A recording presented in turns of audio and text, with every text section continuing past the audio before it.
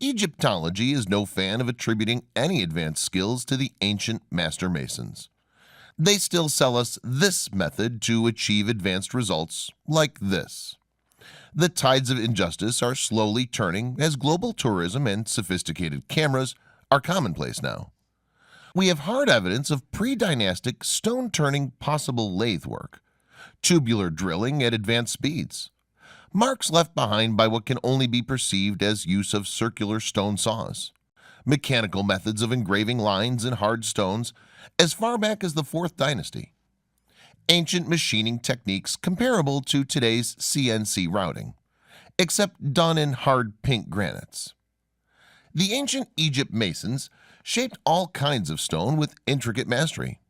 They were adept with the use of a wide variety of manufacturing tools, various building stones, tube drills capable of hard material, straight cutting saws, circular cutting saws, lathes, and smoothing techniques for polishing.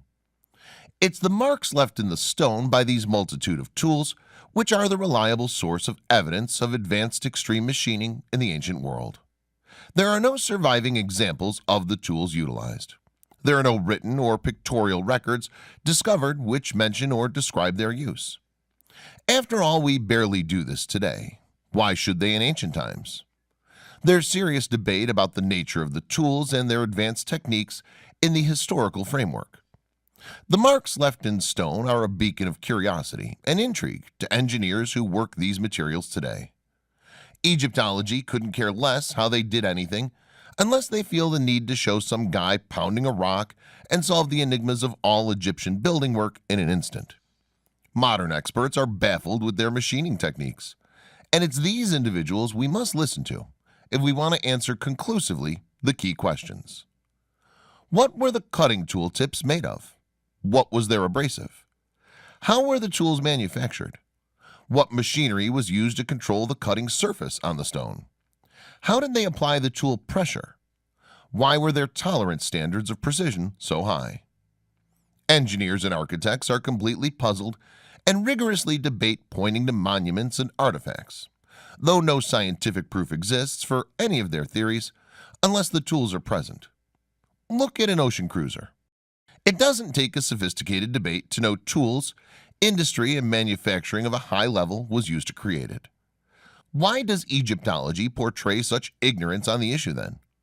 Because the revelations bear directly on the developmental history and subsequent chronology of the pre-dynastic Egyptian cultures, followed by the early dynastic period. Ancient housewares discovered by Flinders Petrie show undeniable proof of being turned on a lathe.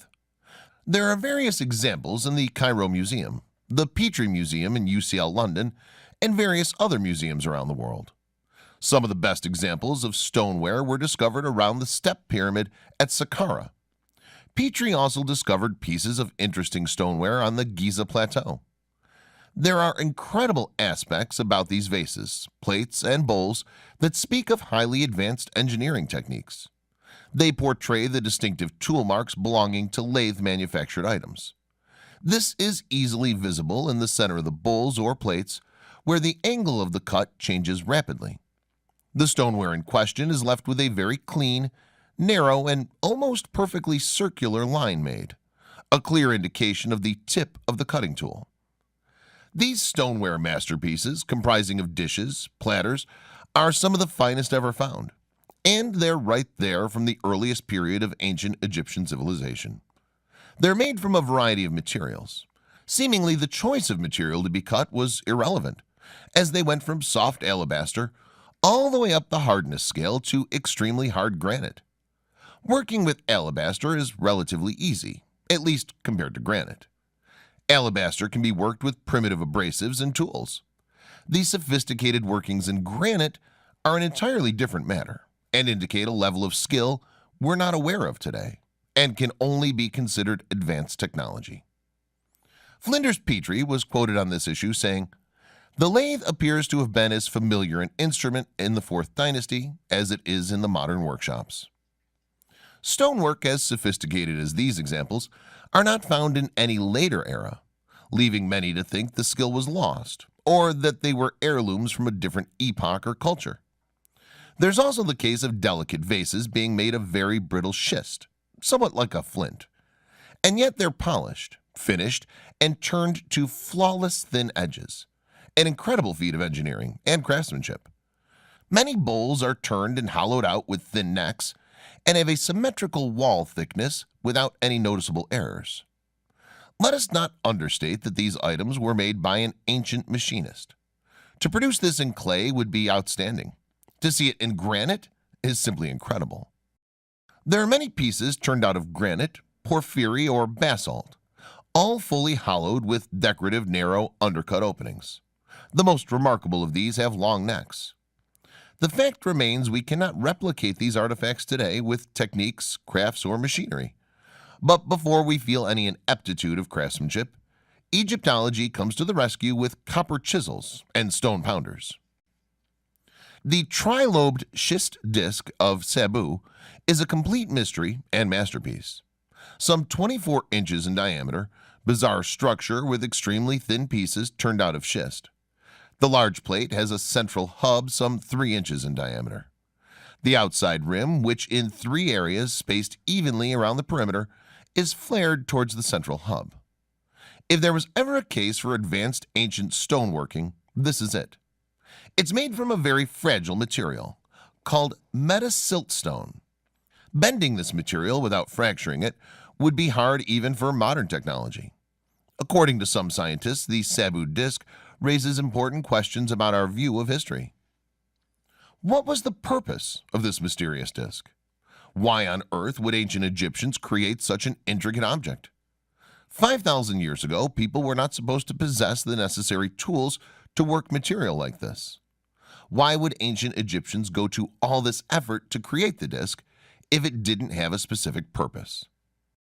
The Sabu disc is the subject of wild speculations as a result from everything involving rotating energy to acoustic knowledge.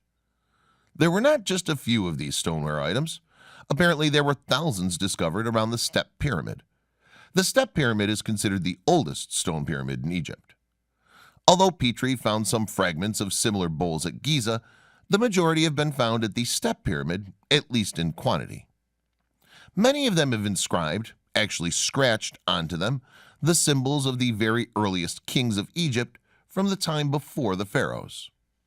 The primitive skill of the inscriptions provokes many to think those were not made by the same craftsmen who created the bowls in the first place. Perhaps they were added later by those who acquired them as heirlooms. Is highly plausible. Who made these objects? Why? How? Where? And when? What happened to the master craftsmen? The advanced tubular drilling techniques. W.M. Flinders Petrie is by far an essential reading source on anything to do with tubular drilling in ancient Egypt. After all, he picked up the pieces, the drill cores, and the fragments that nobody else seen the value in. In 1883, he wrote the following words: "These tubular drills vary in thickness from 1/4 inch to 5 inches in diameter, and from 1/30 to 1/5 inch thick. The smallest hole yet found in granite is 2-inch diameter. There is a still larger example where a platform of limestone rock has been dressed down by cutting it away with tube drills about 18 inches in diameter. The circular grooves occasionally intersecting prove that it was done merely to remove the rock." Tube drilling was commonplace in Egypt, a wonderful pristine example of which is displayed in the Cairo Museum, with zero information or provenance. Clearly the spiral grooves are visible. Not only are the spiral grooves of regular depth, but equally spaced all over the specimen. Where the cores overlap, the consistency is perfect.